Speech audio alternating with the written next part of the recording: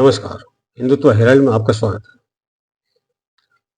परसों संसद के अंदर में वंदे मातरम पर एक चर्चा हुई जो कि बहुत खास थी और दोनों सदनों में अलग अलग परिप्रेक्ष्य से बात सामने आई, अलग अलग तरीके से बात सामने आई।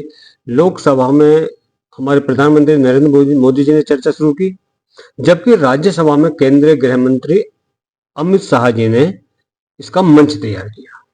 दूसरी तरफ कांग्रेस की साइड से प्रियंका गांधी और समाजवादी पार्टी की तरफ से अखिलेश यादव ने इस पर बहस संभाली और अलग अलग तरह के तर्क रखे।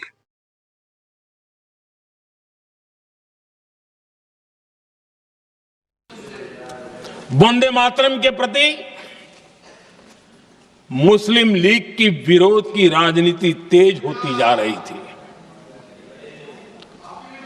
मोहम्मद अली जिन्ना ने लखनऊ से 15 अक्टूबर 1937 को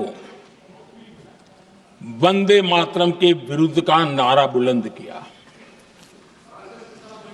फिर कांग्रेस के तत्कालीन अध्यक्ष जवाहरलाल नेहरू को अपना सिंहासन डोलता दिखा। बजाय कि नेहरू जी मुस्लिम लीग के आधारहीन बयानों को तगड़ा जवाब देते, करारा जवाब देते, मुस्लिम लीग के बयानों की निंदा करते,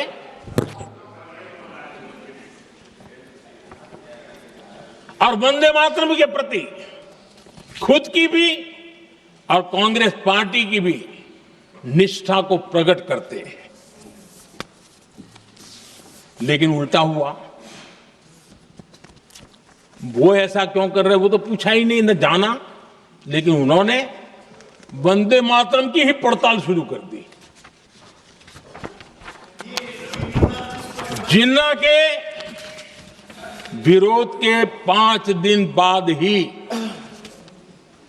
20 अक्टूबर को नेहरू जी ने नेताजी सुभाष बाबू को चिट्ठी लिखी। उस चिट्ठी में जिन्ना की भावना से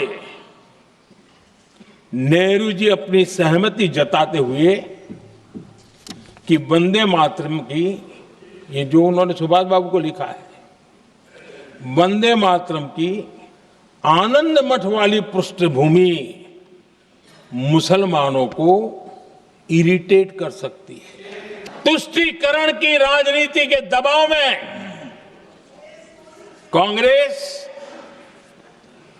वंदे मातरम के बंटवारे के लिए झुकी। इसलिए कांग्रेस को एक दिन भारत के बंटवारे के लिए झुकना पड़ा। वंदे मातरम सिर्फ गाने के लिए नहीं है, निभाने के लिए भी होना चाहिए। वंदे मातरम कोई दिखावा नहीं है, ना ही राजनीति का विषय है। क्योंकि सभापति महोदय, हम जब ये चीज इनके विचारों से, इनके भाषणों से जब बाहर सुनते हैं तो ऐसा लगता है कि वंदे मातरम इन्हीं का बनवाया हुआ गाना है। जिन्होंने सभापति महोदय, जिन्होंने आजादी के आंदोलन में भाग ही नहीं लिया है, वो वंदे मातरम का महत्व क्या जानेंगे। सच तो ये है कि सरफरोश लोग वंदे मातरम दिल से बोलते थे। उन आजादी के दीवानों के खिलाफ कुछ लोग अंग्रेजों के लिए जासूसी और मुखबिरी का भी काम करते थे। दरअसल ये राष्ट्रवादी नहीं बल्कि राष्ट्र विवादी लोग हैं। हम आज यहाँ ये बहस क्यों कर रहे हैं? हमारा राष्ट्रगीत है, इस पर क्या बहस हो सकती है? हम ये बहस यहाँ आज 2 वजहों से कर रहे हैं। पहला कि बंगाल का चुनाव आ रहा है, हमारे प्रधानमंत्री अपनी भूमिका निभाना चाहते हैं उसमें। और दूसरी वजह ये है, ये मकसद है पुरानी मकसद इनकी, अध्यक्ष महोदय, कि जिन्होंने स्वतंत्रता की लड़ाई लड़ी, जिन्होंने देश के लिए बड़ी बड़ी कुर्बानियां दी, उन पर सरकार नए आरोप लादने का मौका चाहती है। देश का ध्यान फिर से जनता के ज्वलंत मुद्दों से भटकाना चाहती है। यही एक मकसद है आपका। सच ये है कि ये दिखने लगा है, उनका आत्मविश्वास घटने लगा है, उनकी नीतियां देश को कमजोर कर रही हैं, और मेरे सत्ता पक्ष के साथी चुप इसलिए हैं क्योंकि अंदर अंदर से वे भी इस बात से सहमत हैं। लेकिन बहस के बीच कुछ बुनियादी सवाल भी उठे जिन पर चर्चा साफ साफ करना जरूरी है। पहला सवाल यह था कि भारत ने पूरा वंदे मातरम क्यों नहीं माना, यानी जो कविता या गीत पहली बार प्रकाशित हुआ था उसका पूरा रूप संविधान या सार्वजनिक जीवन में क्यों नहीं शामिल किया गया। दूसरा सवाल यह था कि नेहरू ने वंदे मातरम के किन हिस्सों को काटा और क्यों काटा, और क्या वो लॉजिक आज भी ठीक बैठता है। मतलब जिस लॉजिक को लेकर के नेहरू जी ने उस हिस्से को काटा था, वंदे मातरम के जिन हिस्सों को काटा था, क्या वो लॉजिक आज भी ठीक है या अब वो पुराना हो चुका है। अब यहां थोड़ा इतिहास और उदाहरण के साथ समझते हैं कि पंडित जवाहरलाल नेहरू ने उपनिवेश काल और आजादी के समय के राजनीतिक समीकरण देखकर कुछ राजनीतिक निर्णय लिए। नेहरू ने सूबेदार नेताओं और स्वतंत्रता संग्राम के जो साथी थे उनको ध्यान में रखकर सुभाष चंद्र बोस आदि को लिखी चिट्ठियों में संकेत दिया कि वंदे मातरम के कुछ अलंकारिक और देवी संबंधी उल्लेख कुछ समुदायों के लिए संवेदनशील हो सकते हैं। ठीक है, हो सकते हैं, लेकिन मैं यहाँ पे ये आप सभी से पूछना चाहूंगा कि क्या किसी धर्म से कोई धर्म संविधान के ऊपर है। कितने हिंदू हैं जो ये कहते हैं कि संविधान से पहले गीता, कितने सिख ऐसे हैं जो ये कहते हैं संविधान से पहले गुरु ग्रंथ साहब, कितने ईसाई ऐसे हैं जो ये कहते हैं कि संविधान से पहले बाइबल। ये एक अजीब तमाशा बना के रखा है यहाँ पर। उदाहरण के तौर पर कविता के कुछ अंशों में देवी वैभव के रूपक जैसे दुर्गा या कमला के जिक्र थे। इन्हें निकालने का तर्क ये था कि उन पंक्तियों में से कुछ मुस्लिम समुदाय असहज हो सकते हैं और राष्ट्रीय एकता प्रभावित हो सकती है। नेहरू का तर्क यह था कि अगर राष्ट्रीय गान सदन में कुछ लोग इस गीत को धार्मिक कारणों से नहीं गा पाते तो राष्ट्रीय एकता को बनाए रखने के लिए संशोधन या समायोजन किया जा सकता है। लेकिन सवाल यह पैदा होता है कि उस टाइम में कितने ऐसे मुसलमान थे जो इसको नहीं गाना चाहते थे। उस टाइम पर जो मेजोरिटी थी पार्लियामेंट की वो हिंदू थी। नेहरू ने कैसे मान लिया कि इसके कुछ हिस्सों से मुसलमान असहज होंगे। नेहरू ने यह क्यों नहीं माना कि जिन हिस्सों को मैं निकाल रहा हूं उससे एक बहुत बड़ा समुदाय जो इस देश में सबसे ज्यादा है वो हिंदू है, हिंदुओं को इससे आघात पहुंचेगा, ये क्यों नहीं सोचा था नेहरू जी ने। अब एक उदाहरण से मान लीजिए किसी स्कूल पाठशाला में राष्ट्रगान के रूप में गीत रखा गया है जिसमें किसी पर्टिकुलर देवी या देवता का जिक्र है। ऐसे में कुछ अभिभावक जिनका धर्म अनुष्ठान उससे मेल नहीं खाता आपत्ति कर सकते हैं और स्कूल का माहौल फिर खिंचाव भरा बन सकता है, क्योंकि उस स्कूल के अंदर में बहुसंख्यक बच्चे किस समाज से आते हैं हमको वो भी देखना है। कुछ बच्चों को लेकर के एक बहुत बड़े बच्चों के वर्ग को हम उससे अलग नहीं रख सकते, और अगर ऐसा ही है तो फिर वो लोग अपने स्कूल अलग बना लें। नेहरू काल में ऐसा ही विचार आया, अगर पूरा गीत कुछ लोगों को भाएगा या ना भाएगा तो क्या राष्ट्रीय गान का उद्देश्य खत्म ना हो जाएगा। अगर कुछ लोगों को वो नहीं भाता है और हम उसमें काट छांट करते हैं, ट्रिमिंग करते हैं, तो क्या उस राष्ट्रगान का उद्देश्य ही खत्म नहीं हो जाएगा। इसलिए कुछ शब्द हटाने की नीति अपनाई गई। यहां पर बहुसंख्यक लोगों का जरा भी ध्यान नहीं रखा गया नेहरू जी के द्वारा, जो आज कहते हैं कि मैंने इस भावना को लेकर किया था। अगर नेहरू जी की वो बात ठीक है तो आज क्या हो रहा है, आज क्या है? पर सवाल उठता है कि क्या वो लॉजिक नेहरू जी का समय के साथ खत्म हो गया? क्या अब भी परिस्थितियां अलग नहीं हो गई? क्या अब परिस्थितियां अलग नहीं हो गई? उदाहरण के तौर पर कुछ नेता और विचारक आज कहते हैं कि कटौती के बाद भी, ट्रिमिंग के बाद भी कई लोग वंदे मातरम नहीं गाते, और ये लोग समाजवादी पार्टी के अंदर भी हैं, बहुजन समाज पार्टी के अंदर भी और कांग्रेस के अंदर भी हैं, जिनको वंदे मातरम से चिढ़ है, उनकी इस धार्मिक आस्था इसके आड़े आती है। आजमी साहब ने कहा अच्छी बात है, लेकिन मेरे दादा मोहतरम भट्ट साहब ने हमेशा से मुखालफत की है और कभी उसको नहीं गाया है, और न ही मैं गाता हूँ। मैं भी इस चीज़ को कहता हूँ, और मैं इस चीज़ से कोई मेरी देशभक्ति पर उंगली नहीं उठा सकता, और न ही मैं किसी को सफाई देने के लिए बैठा हूँ कि मैं कितना बड़ा देशभक्त हूँ। ये तो हमारे लोगों ने कुर्बानियाँ दी हैं, हमारे बुजुर्गों ने, वो जानते हैं कि पूरा देश नहीं पूरी दुनिया जानती है हमारी कौम के इतिहास के बारे में।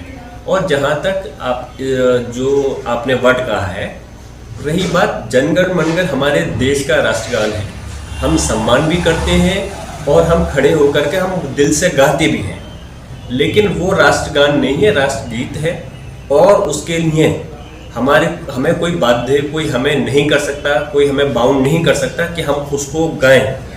वो हमारी उसकी कारण ये है कि उसमें मजहब के प्रति ऐसा वर्ड इस्तेमाल होता है जो कि हमारे मजहब के खिलाफ है, क्योंकि हम एक अल्लाह की इबादत करते हैं, इसलिए हम किसी दूसरी जगह को सजदा नहीं कर सकते। हम इस देश की धरती से मोहब्बत करते हैं, प्यार करते हैं और इसके प्रति वफादार हैं। हम इसकी इबादत नहीं कर सकते, ये हमारा मजहब है और हमारे ये संवैधानिक अधिकार है हमारा। हम अपने मजहब के प्रति आज़ादी के साथ में उसको हम कर सकते हैं, अब मान सकते हैं। अगर कहीं कोई चीज़ गलत है तो उसको हम ऐसे काम नहीं कर सकते। और ये अल्फाज मैं नहीं, संविधान में या हमारा संविधान नहीं, माननीय सर्वोच्च न्यायालय ने भी इस मामले में 1986 में जब केरला का एक केस था, जब 3 बच्चों को उसके अंदर निकाल दिया गया था स्कूल से, तो तब भी ये कहा था कि आप बाध्य नहीं कर सकते किसी को ये गाने के लिए। हम अपने देश और राष्ट्रगान के प्रति अलग बात है इस चीज़ के लिए, इसमें क्योंकि हमारे मजहब से मुतालिक अल्फाज गलत है, इस वजह से हम उसके को नहीं गा सकते हैं, ना ही हम उसके गाने के लिए कह सकते और ना ही कोई हमें बाध्य कर सकता है कि आप उसको गाना पड़ेगा। ये मेरी समझ में नहीं आता कि बिहार के चुनाव के लिए अब ये इशू क्यों बनाया जा रहा है। ये तो 150 साल पुरानी कंट्रोवर्सी है।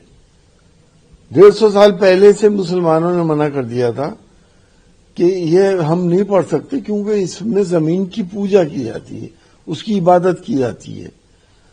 हम इस्लाम के मानने वालों का ये कंसेप्ट है कि हम सिर्फ एक अल्लाह की इबादत करते हैं, उसके अलावा किसी की नहीं करते। यानी समस्या केवल शब्दों की नहीं थी, विचारों और पहचान की थी। जवाहर रहमान बर्क जैसे कुछ सांसदों के तर्क भी वहां रखे जाते हैं।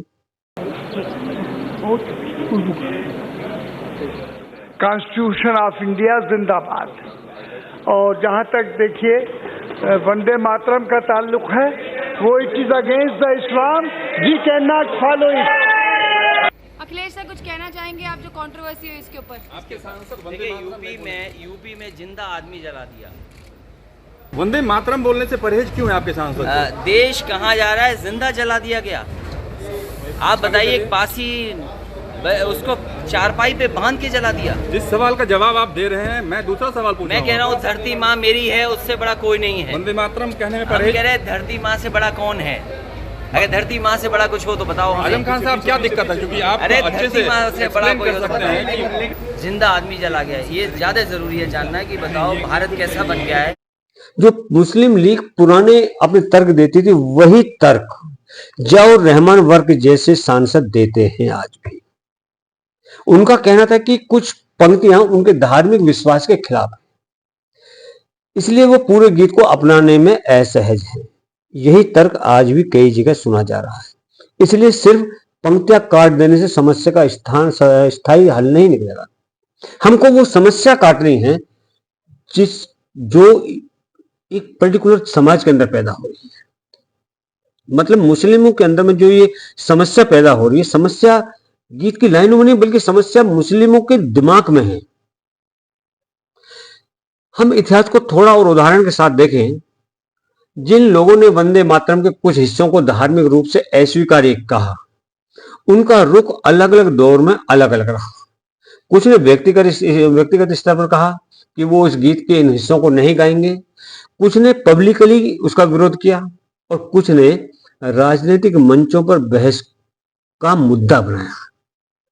यानी नेहरू ने जो कटौती की थी उनका उद्देश्य संभवतः अधिकतम लोगों को जोड़ना था, पर वास्तविकता में कटौती के बाद भी कुछ लोगों का विरोध जारी रहा।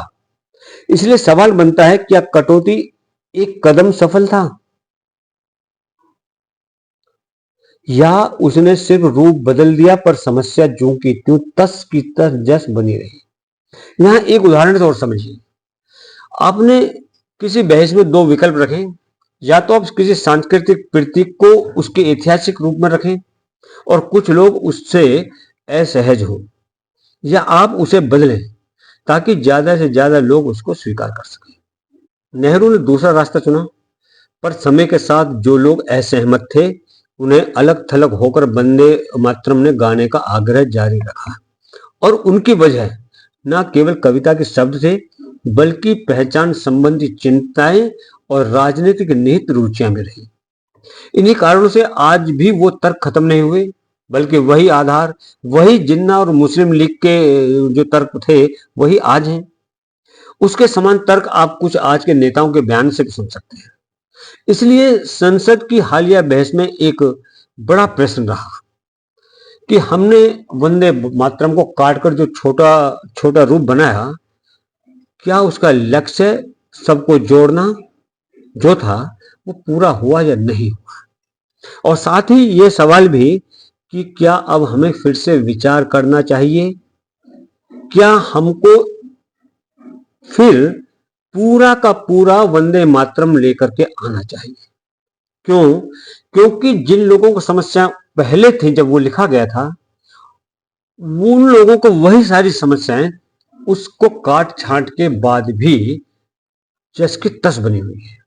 क्या राष्ट्र प्रतीक के रूप में और उपयोग पर एक नई समिति, नई चर्चा या एक खुला मंच होना चाहिए जहां सभी समुदायों की भावनाएं और संवेदनाएं सुनी जाए। उदाहरण के तौर पर देश के इतिहास से जुड़ी कोई सामुदायिक परामर्श प्रक्रिया या सांस्कृतिक समिति बनाई जा सकती है ताकि एक सर्वसमावेशी समाधान निकले। लेकिन बात फिर वहीं आती है कि देश से ऊपर और संविधान से ऊपर क्या मुस्लिम समाज के लिए देश और संविधान से ऊपर कुरान है या उनका मजहब है। ये सोचने का विषय है, क्योंकि ये मुझे लगता है सिर्फ भारतवर्ष के अंदर में, क्योंकि किसी भी दूसरे आप देश में जाइए, पश्चिमी देश में जाइए, वहां पर जो उस देश की आत्मा है, जो उस देश का विचार है, वो सर्वोपरि माना जाता है। सिर्फ भारत के अंदर में ही ये दुर्भावना फैलाई जा रही है कि हमारी धार्मिक भावनाएं इसके आड़े आती है, हम इसको नहीं गाएंगे। और ये वो लोग हैं जो लोग इस देश के लोगों का रिप्रेजेंटेशन करते हैं लोकसभा के अंदर में या राज्यसभा के अंदर या विधानसभाओं के अंदर में। ये वो लोग हैं, लोग इनको चुन करके भेजते हैं। सभी लोग, वो दोनों पक्षों, चाहे हिंदू हो या मुसलमान, लेकिन वहां पर जाकर के ये सिर्फ बात करते हैं इस्लामिकता की, मुसलमान की। तो क्या इन लोगों को, हम सभी को विधानसभा या लोकसभा में भेजना चाहिए? ये सोचने का विषय है। राजनीति अलग चीज है और देश उससे बड़ा। संसद में जो भाषण हुए प्रधानमंत्री का, गृह मंत्री का, प्रियंका गांधी का, अखिलेश यादव का, वो राजनीतिक पृष्ठभूमि से जुड़े हुए तर्क थे। पर उस बहस से परे भी बहुत से लोग हैं जिनको देश से प्यार है, अपार है, वे राजनीति में सक्रिय नहीं है। उनकी भावनाएं भी और विचार मायने रखते हैं। इसलिए इस पूरे विषय को केवल राजनीतिक चाल के रूप में ना देखें, इसे सामाजिक सांस्कृतिक स्तर पर भी समझना होगा। अंत में एक विचार, कुछ सोचे समय के साथ बदल जाती है और कुछ ऐसे ही स्थिर रह जाते हैं। जिन्ना कालीन तर्क और आज के कुछ प्रतिरोधों का मनोवैज्ञानिक आधार एक सा दिखता है। धार्मिक पहचान के कारण कुछ प्रतीकों का ना स्वीकार होना, उस सोच को बदलने के लिए सिर्फ शब्द हटाना ही पर्याप्त नहीं होता। इसके लिए लंबी चौड़ी संवाद प्रक्रियाएं, शिक्षा और सामुदायिक बातचीत की जरूरत होती है। मतलब एक तरह की वैक्सीन को बार बार समझाने और साझा अनुभव कराने होंगे ताकि लोगों की धारणा धीरे धीरे बदल सके। इस धारणा को बदलने के लिए सबसे पहले जरूरी है कि जो ये इस्लामिक मदरसे चल रहे हैं, पहले उनका समापन होना बहुत जरूरी है। क्योंकि ये विचारधारा कि देश से पहले धर्म और इस्लाम, ये खतरनाक है। ये वही मुस्लिम लोग हैं जो कि भारत में रह करके ISIS का सपोर्ट करते हैं, जो लोग इजराइल का विरोध करते हैं। ये वही लोग हैं जो भारत में रहते हैं लेकिन दुनिया के किसी भी कोने में अगर मुस्लिमों के ऊपर कोई संकट होता है तो ये उनके साथ खड़े होते हैं, लेकिन ये देश के साथ कभी खड़े नहीं होते। इसलिए सोचना होगा कि देश को अब क्या करना चाहिए। इसलिए वंदे मातरम के 150 साल पूरे होने पर उठ रहे सवाल जरूरी है ताकि हम पुराने निर्णयों की समीक्षा कर सकें और ये सोच सकें कि क्या आज के परिप्रेक्ष्य में कोई बेहतर, ज्यादा समावेशी रास्ता संभव है। धन्यवाद। जय हिंद, जय भारत।